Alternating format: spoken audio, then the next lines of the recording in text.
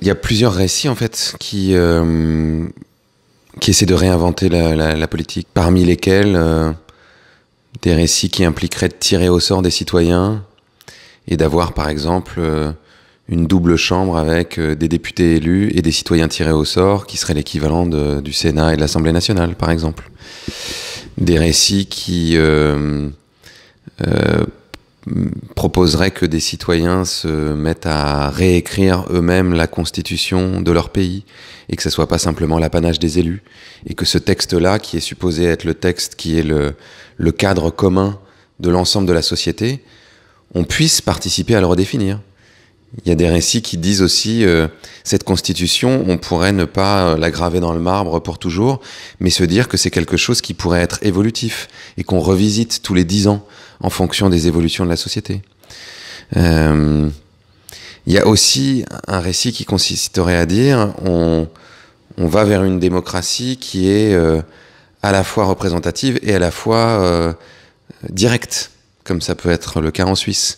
C'est-à-dire que les citoyens ou les citoyennes ne se consentent pas de voter tous les 5 ans et d'attendre de voir ce qui va se passer, mais participent au jour le jour à un certain nombre de décisions, que ce soit proposer des lois, s'opposer à des lois, participer justement au changement constitutionnel, créer des assemblées citoyennes à des échelles plus locales. Donc avoir des véritables espaces dans lesquels les conversations autour de l'évolution de la société puissent avoir lieu et que ça soit pas simplement l'apanage des responsables politiques dans les médias. Ben, pour mobiliser les citoyens massivement, il y a il y a sans doute plein de stratégies. Moi, celle que j'ai étudiée dans mon livre, c'est à la fois par des récits. C'est ce que dit, par exemple, Yuval Harari, l'auteur de Sapiens. De tout temps, toutes les organisations sociales, que ça soit les idéologies politiques comme le communisme ou le libéralisme, que ça soit les religions, que ça soit même l'idée des nations, repose sur des récits. Aujourd'hui, la société dans laquelle on vit, qui est consumériste, matérialiste, elle repose sur un récit extrêmement fort, qui a été porté par le cinéma, par la publicité, et qui du coup a entraîné des millions de personnes derrière lui. Nous a donné envie d'avoir des voitures, d'avoir de l'électroménager, d'avoir des smartphones maintenant. Donc, pour moi, entraîner des millions de personnes dans la construction d'une société plus écologiste, ou plus écologique plutôt, ça passe par construire des récits qui sont suffisamment inspirants, porteurs de sens, qui résonnent suffisamment avec l'époque, pour que ça puisse se produire. C'est un petit peu, dans une certaine mesure, ce qui s'est produit avec Demain, qu'on a réalisé avec Mélanie Laurent. Ensuite, si on descend un peu, toujours dans le petit manuel, je parle d'un révolutionnaire serbe qui s'appelle Zdra Popovic, qui a écrit un bouquin qui s'appelle Comment faire tomber un dictateur quand on est seul, petit et sans armes, dans lequel il détaille 9 principes qui permettent d'engager une révolution, entre guillemets, donc de mobiliser les gens. Lui, il était l'un des leaders du mouvement qui a chassé Milosevic dans les années 2000 en Serbie, et depuis, il a monté une ONG qui s'appelle Canva, avec laquelle il fait du conseil. En gros, il est devenu un peu consultant mondial en révolution. C'est-à-dire que tu as des gens qui viennent le voir du monde entier pour lui dire comment on peut faire la révolution chez nous. Et lui dit, la plupart des activistes se trompent parce qu'ils essayent de mobiliser autour de grands sujets. Du changement climatique, des droits de l'homme, de l'excision, je sais pas moi, de l'égalité des droits. Or, la plupart d'entre nous sommes, en gros, le nez dans le guidon dans notre quotidien, et c'est très peu efficace d'essayer de nous mobiliser autour d'idées extrêmement conceptuelles et philosophiques comme celle-là, même si, évidemment, il y a des choses dramatiques derrière. Lui, il dit qu'il faut trouver le truc qui rassemble tout le monde, le truc qui parle à tout le monde. Il donne notamment l'exemple de Harvey Milk aux États-Unis, qui s'est présenté 3 fois aux élections pour devenir conseiller municipal, ce qui est un poste important dans une grande ville aux États-Unis. Donc, à San Francisco, il s'est présenté 3 fois. Les 2 premières fois, il a perdu, la 2e fois de justesse. Notamment parce qu'il essayait de mobiliser les gens sur les droits des homosexuels. Or, dans les années 70, il y a encore plein de gens qui pensaient que l'homosexualité, c'était une maladie, qui voyaient ça d'un très mauvais œil, ou qui avaient simplement peur de s'engager sur un sujet aussi clivant. Et donc, la 3e fois, quand il s'est présenté contre une candidate républicaine qui, en plus, était très populaire, il s'est posé cette question, en se disant, qu'est-ce qui peut rassembler les gens ? Qu'est-ce qu'ils ont en commun, toutes ces personnes que je voudrais pousser à voter pour moi ?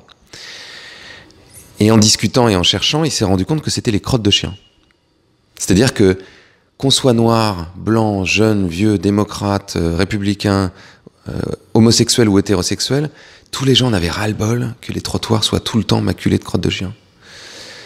Donc, il a lancé une proposition là-dessus, en disant, moi je vais agir et on va nettoyer les trottoirs. Et c'est évidemment pas que pour ça que les gens ont voté pour lui, mais c'est le petit truc qui a fait la différence. C'est-à-dire qu'à un moment, les gens se sont dit, enfin, il y a quelqu'un qui va s'occuper de ce truc, on en a marre, c'est pas possible. Et donc, ça a créé la bascule pour qu'il se fasse élire. Ce qui lui a permis ensuite, quand il était en place, de pouvoir embarquer les gens sur les sujets qui l'intéressaient, c'est-à-dire comment protéger les droits des homosexuels, comment empêcher la discrimination, etc. Idem avec le mouvement des villes en transition, par exemple. Rob Hopkins, qui est dans Demain, nous racontait qu'il y a certains endroits en Angleterre où ils n'arrivent pas à créer des groupes de transition, ils n'y arrivent pas. Le mouvement des villes en transition, il est basé sur le fait que, comme il y a le pic pétrolier et le changement climatique, il va falloir créer de la résilience sur nos territoires.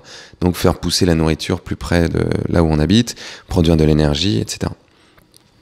Simplement, quand les tenants de la transition vont voir les habitants de leur ville pour leur dire est-ce que la transition ça vous intéresse, le changement climatique, etc.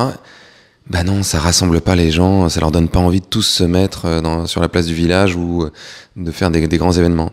Donc ils se sont posé la même question. Qu'est-ce qui rassemble les gens chez nous ? C'est des Anglais. Et ils se sont dit, et si c'était la bière ? Donc ils ont lancé un projet de brasserie locale. Et là, comme par miracle, il y avait plein de monde. Parce que ça intéressait les gens. D'avoir une super bonne bière locale et de participer à ça, ça les faisait marrer. Bon. Et à partir de là, ils ont engagé une conversation pour dire, mais si on relocalise la production de la bière, pourquoi est-ce qu'on ne le fait pas aussi pour l'alimentation ? Et pourquoi est-ce qu'on ne le fait pas aussi pour tout un tas d'activités économiques qui aujourd'hui sont l'apanage des multinationales et quand ils délocalisent, en gros, tous les savoir-faire et toute l'économie s'en va de nos territoires. Donc ils ont fini par avoir une conversation sur la transition à partir d'un sujet qui concernait tout le monde. Et ça, pour moi, c'est la clé. Les gens se mobilisent quand ils ont un intérêt à se mobiliser pour quelque chose. Cet intérêt, il peut être à la fois extrêmement prosaïque, comme un intérêt financier, comme à San Francisco, où en gros, si on trie, on paye moins cher la taxe sur les poubelles que si on trie pas. Donc même si on n'est pas écolo, on va trier. Ça peut être un intérêt de sens, c'est-à-dire de se dire, moi j'ai envie de faire quelque chose parce que ça correspond à mes valeurs. Ça peut être un intérêt, en gros on a envie de faire partie d'une communauté, de rencontrer des gens parce que on se sent seul ou parce qu'on aime la vie sociale, etc. Mais il faut toujours que les gens aient un intérêt à faire ce pourquoi on essaie de les mobiliser. Sinon, ça reste quelque chose d'intellectuel. Éventuellement, ils vont participer au début et puis ça va s'essouffler.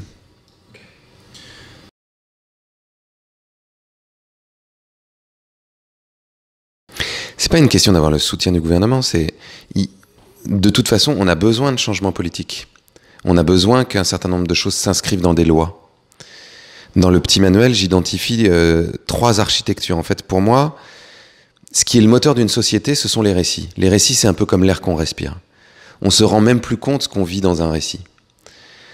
Mais, comme on le respire tous les jours, il oriente nos choix. Et ensuite, ce récit, il vient s'incarner dans des structures qui vont, là aussi, conditionner un certain nombre de comportements en société. Et j'identifie 3 grandes architectures. Il y en a sûrement d'autres. Ça n'est qu'une grille de lecture qui vaut ce qu'elle vaut, mais bon, c'est la mienne. La première, c'est la loi. La loi conditionne nos comportements. Demain, encore une fois, si c'est interdit de jeter un truc sans le recycler, on sera obligé de recycler. Donc ça aura un impact énorme sur l'organisation de la société. On voit bien tout un tas de traditions où la religion est encore très importante, où la loi religieuse, on parle beaucoup de la charia en France parce que il y a un dialogue qui doit s'opérer avec l'islam. On voit bien que la charia, ça conditionne un certain nombre de relations entre les hommes et les femmes, entre les personnes entre elles, entre un code vestimentaire, la façon dont on mange, ce qui est pareil dans le judaïsme, ce qui est pareil dans un certain nombre de religions orientales ou occidentales. Donc ça, c'est une architecture puissante. La deuxième architecture que je vois, c'est l'argent. Le fait que chacun d'entre nous soit contraint d'avoir un revenu chaque mois pour pouvoir survivre, pour pouvoir payer son loyer, pour pouvoir acheter à manger. Et ça nous met dans une position où très souvent on va devoir prendre un emploi qui nous plaît pas forcément, qui serait pas ce qu'on ferait si on n'avait aucun problème d'argent, et qui va happer l'essentiel de notre temps, de notre créativité et de notre énergie, tous les jours. Tous les jours, on va consacrer en moyenne 5h30, si on lisse sur toute l'année, à faire ça.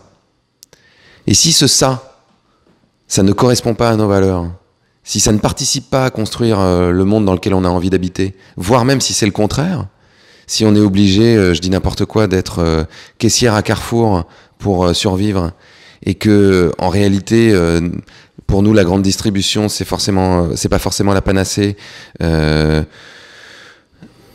et même au-delà de ça, sans aller aussi loin dans les valeurs, si on se fout pertinemment de savoir si Carrefour va faire 2 ou 3 points de croissance, ça veut dire que tout ce temps, cette énergie et cette créativité, elle est perdue. Et la troisième architecture que je vois, c'est les écrans et les algorithmes. Aujourd'hui, on passe à peu près, en moyenne, 8 heures par jour devant un écran, nous, Français. Les Américains, c'est 10. Et il y a énormément de travaux qui sont faits par les ingénieurs de la Silicon Valley, par les gens qui travaillent sur les algorithmes, sur l'ergonomie des applications, pour capter notre attention et faire en sorte qu'elle soit concentrée sur un certain nombre de sites, qu'on passe le plus de temps sur ces écrans et ultimement que ça nous conduise à acheter des choses. Donc là aussi, on a quelque chose qui oriente de plus en plus nos comportements, notre temps, et qui conditionne la façon dont on va ou non s'engager pour toutes ces questions-là. Pour moi, si on change le récit, l'objectif, c'est qu'ensuite, ça modifie ces architectures.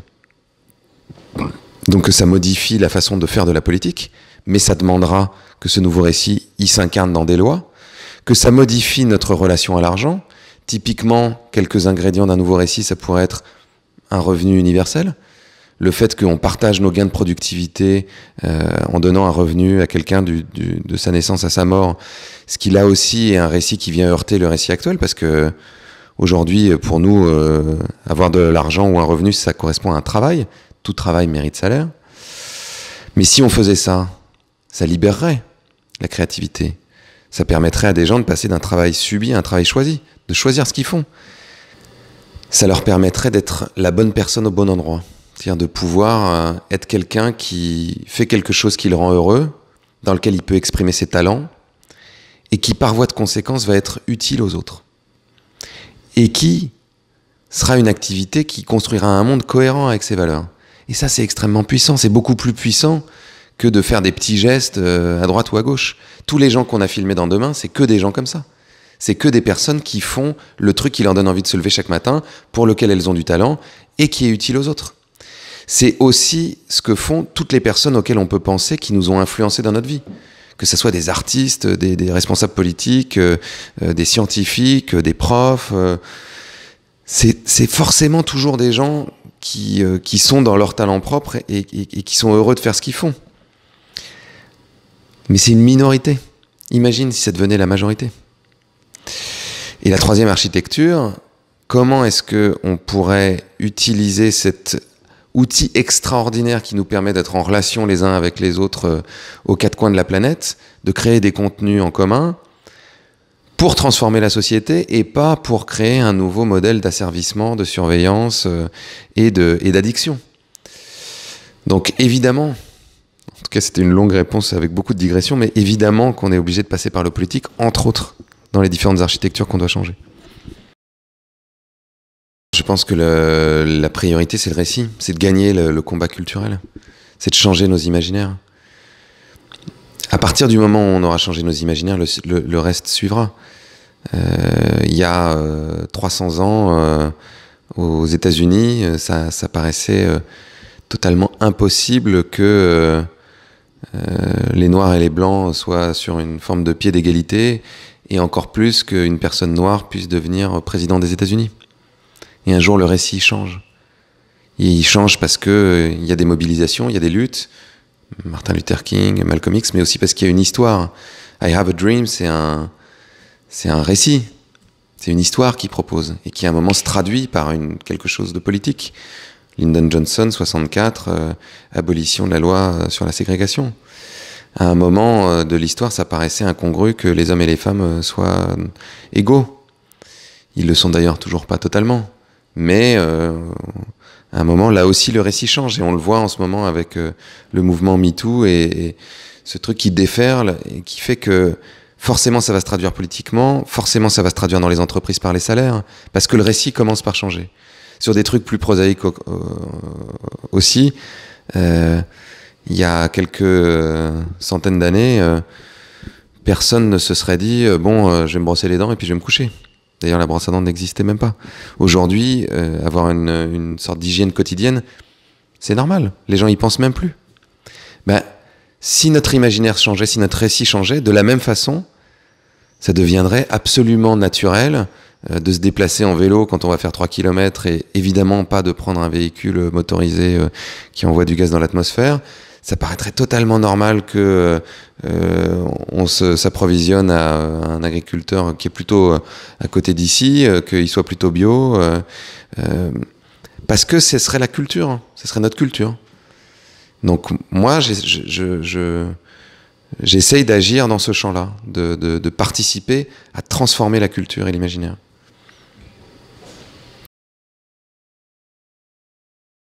Je sais pas s'il y a un profil type. Mais si on voulait cocher quelques critères, il faudrait que on ait des responsables politiques qui aient une véritable conscience et un véritable engagement pour l'intérêt général. Peut-être que ça impliquerait que ça ne soit pas une carrière professionnelle pour toute leur vie. C'est une vraie difficulté que les responsables politiques soient dans la situation de garder leur job. Parce que du coup, humainement, bah oui, il faut qu'ils se fassent réélire, sinon ils perdent leur job. Donc, ça pousse à un certain nombre de comportements qui sont pas forcément hyper vertueux. Moi, j'ai l'impression que ça serait utile que les responsables politiques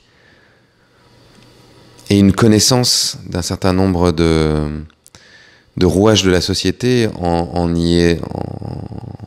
ayant fait l'expérience. Et soient pas simplement dans un sérail politique depuis le début de leur carrière jusqu'à la fin. Après, pour moi,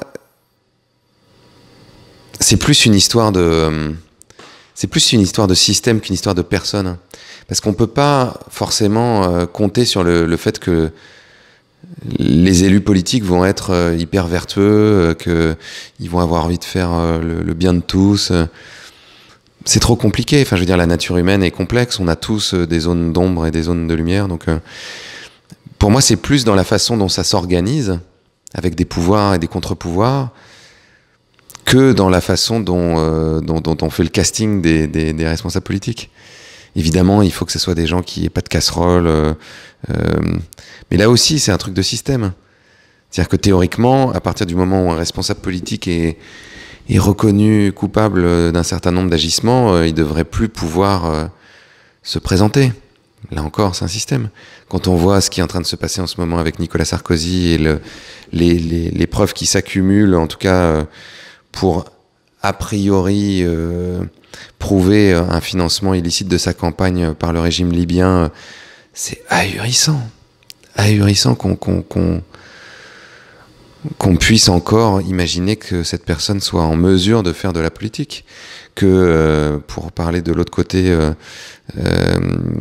comment il s'appelle, Cahuzac, soit condamné, ce qui est très bien, mais a priori n'aille jamais en prison.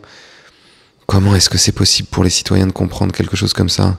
Que parce qu'il a que 2 ans en ferme, il a tout de suite droit à un aménagement de peine, alors qu'il y a énormément de personnes qui vont en prison pendant 3 mois pour des délits de droit commun. Ça paraît ahurissant. Donc pour moi, c'est plus un problème d'organisation politique, démocratique, de système démocratique, comme je le disais tout à l'heure, que de personnes. Je pense que ça doit passer par une révolution, oui, mais que cette révolution doit d'abord être culturelle, comme je le disais tout à l'heure, et ensuite que elle se traduise par un certain nombre de mobilisations à très grande ampleur. Je pense qu'à un moment, il faudra que des millions de personnes se rassemblent pour faire la différence. Et à quoi ça pourrait ressembler? C'est justement une question que je me pose tout le temps, puisque je suis en train d'écrire un film de fiction qui essaie de raconter ça. Donc j'ai pas envie de raconter pour l'instant le scénario du film, mais comme je le disais tout à l'heure, pour être assez général sur la question, je pense que pour que ça marche, il faut que ça embarque très largement des gens qui viennent d'horizons très divers, que ça soit fondé sur une véritable idée de coopération entre toutes ces personnes, et que l'épreuve de force se fasse idéalement de façon non violente et en se reposant sur une stratégie extrêmement bien établie. Et pas sur simplement une espèce d'élan comme ça, impréparé. Évidemment, il y a les soubresauts de l'histoire et on ne sait jamais quelle peut être l'étincelle qui peut faire démarrer quelque chose, mais je pense que si une révolution réussissait, c'est qu'elle intégrerait des groupes qui réfléchissent à la question depuis longtemps et qui se sont, encore une fois, très bien organisés.